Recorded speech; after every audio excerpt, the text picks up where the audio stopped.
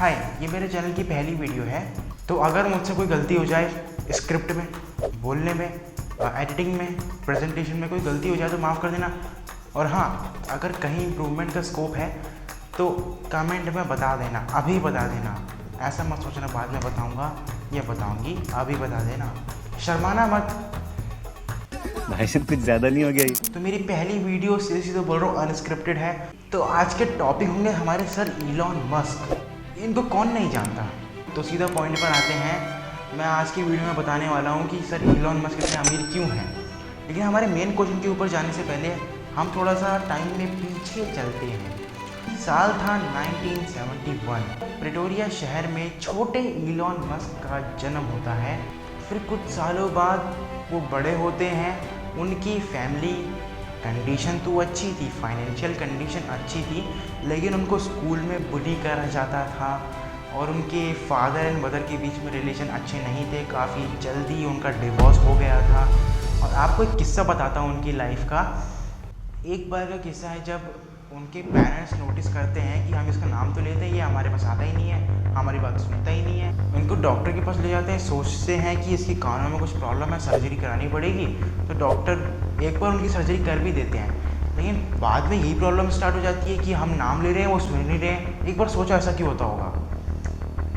मैं बताता हूँ, उनका फोकस जब वो कुछ इमेजिन कर रहे होते हैं, कुछ सोच रहे होते हैं, उनका फोकस इतना हाई वॉल्यूम पर होता है कि उन्हें कुछ सुनाई नहीं देता। एक और किस्सा मैं बताता हूँ उनकी लाइफ का कि एक बार वो स्कूल में थे और कुछ ग्रुप ऑफ बॉयज़ ने उनके ऊपर हमला कर दिया। लेकिन सर इलॉन मस्क थे फुल एकदम, समझ लो ना, नेवर गिव अप वाला एटीट्यूड है उनका, अभी भी है, उस टाइम पर भी था। उन्होंने जैसे समर वैकेशन में फाइटिंग सीखूंगा।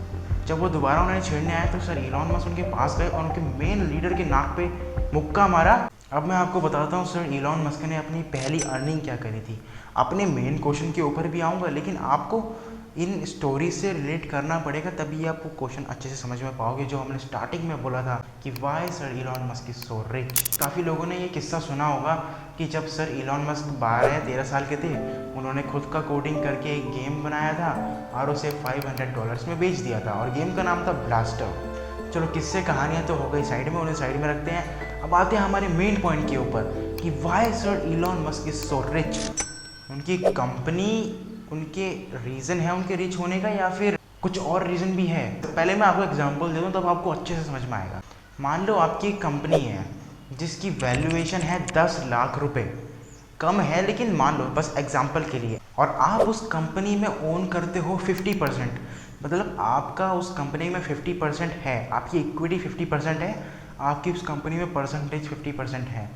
तो आप ओन करोगे, देखो कंपनी की पूरी वैल्यूएशन 10 लाख रुपए की थी, लेकिन आप ओन करते हो 50%, तो आपकी नेटवर्थ हुई 5 लाख रुपीज़। ऐसे ही सर इलॉन मस्क जब 2020 और 21 में उनका पीक बन गया था, एकदम हाईएस्ट रिचेस्ट मैन बन चुके थे अचानक से, उस टाइम भी यही हुआ। दो मेन कंपनी थी स्पेसएक्स एंड टेस्ला, उनके स्टॉक स्काई रॉकेट हो चुके थे उस टाइम पर। इसीलिए उनकी जो कंपनी की वैल्यूएशन थी वो तो बढ़ी, लेकिन जितना परसेंट सर इलॉन मस्क उस कंपनी में होल्ड करते थे उसकी वैल्यू भी बढ़ी। ठीक है, समझ गया। और वो वैल्यू सर इलॉन मस्क की नेटवर्थ में कन्वर्ट हो गई।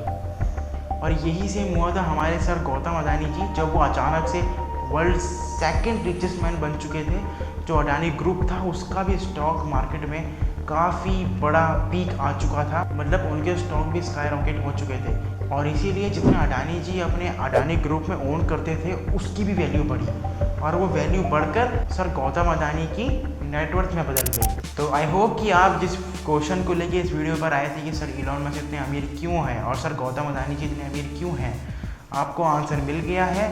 तब तक के लिए मेरी वीडियो देखते रहो, नई नई चीज़ें सीखते रहो। जय हिंद, जय भारत।